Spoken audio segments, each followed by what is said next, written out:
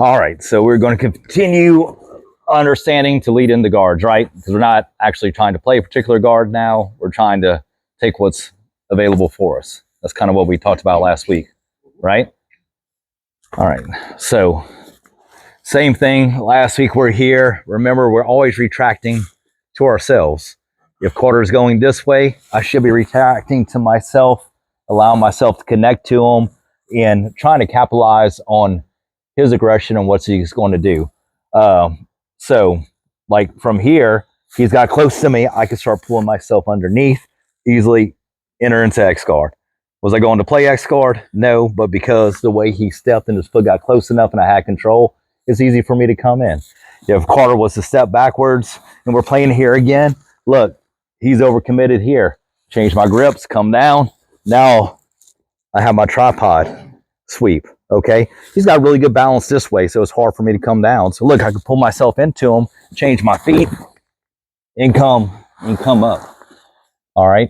So it isn't that I said I'm going to play tripod or collar sleeve or K guard. It's what he's doing that I need to start paying attention to in this, react to what's being given.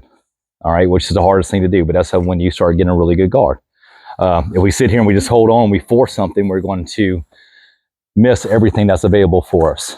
Okay, so some of the things that I was looking at last night at other gym was like how people are passing, and most of us are passing. Now, we have a lot more white belts over at that gym, so, you know, their understanding of theory isn't quite probably what some of my higher belts over here is, but it just had me thinking. So right here, we're playing. And say we're playing here and for some reason I get caught up and I extend too far and Carter tries to start leg dragging me. So he leg drags this across and he comes in. Look, all I got to do is stay connected. Okay. He probably feels really good right here, right? Yeah.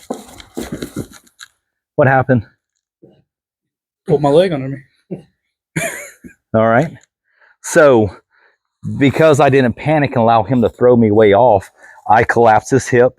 I tried to make my heel touch the ground, and I used my hook on my foot so he couldn't backstep. So the power came from me just staying connected to him. So he came in close. So he comes in close. He leg drags here. That's fine. Look, I'm just stomping the mat. How hard is it for you to step up? How was it hard for you to keep your balance? Very hard. Very hard. Did I do anything special? I just made my heel come to the ground. Okay, so that's one thing right here. We kind of get caught up, we get leg dragged, we start panicking, we try to rotate and swing all the way over, which is fine. But if I do want to rotate, same theory, I got to stay connected. So if we come here and I get too overextended, he comes, that's fine. By me curling here, look how high I can lift my hips now. Now it's easy for me to come here. Now I can pressure this one and come back in. And I can start changing directions the way I want to go. All right. But I'm having contact with him. It's probably not the best contact, but because I'm driving down on his hips to keep him off balance. I mean, once I'm here, you ready? Keep your balance. That's no hands. That's just me driving my foot down. So these are things to be aware of. Okay. So that's our first thing that we're going to work on today. Here, we get a little bit too expended. Person's going to leg drag us. That's going to happen all the time. Leg drag is probably one of the most effective passes you could do. And that's because we lose our mind on what we're trying to do here. And we get caught up because this feels safe. And we talked about that. Just because this feels safe doesn't mean it's right. Because once he gets this far up, once again, can I knock you over with my toes? No, I have no power. But in my mind, it's like, good, I got to. Look how far away he is from me, which self-defense is probably good because he can't really hit me. But at the same time, if he knows what he's doing, how easy for you just to drag a leg across you. Yeah. So now it's a matter of me having to retract it in and try to get there. And I was so far extended when he leg dragged, I couldn't even stay connected to him. All right. So that's where we have to give. Here we get a little bit far. I feel the leg drag coming. Look, I pull myself in with my foot. I know it's coming already. Look, now when I stomp, if I pull this, look how easy it is. Can you come back up, Carter? Why? Do you know why? Can't bring my leg down. Yeah, because I'm controlling your hip with my feet. Now it's easy for me to retract, come up where I need to be. Make sense? Everybody understands what I'm doing? Heel to the mat, heel to the mat. Can't be too extended out on the leg drag because you're going to lose your power. But you can feel it's coming. That's why we have a second foot.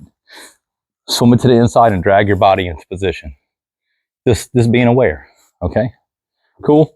You're not familiar with the leg drag, higher belts, lower belts. The the higher belt at least do the leg drag first. Okay. Because they may not be familiar with the leg drag. Okay. Cool? Yep. 1, 2, 3. Now I gotta edit my video. I'm just messing with you. So easy, I'm sure I can do all that. Oh my Lord. No.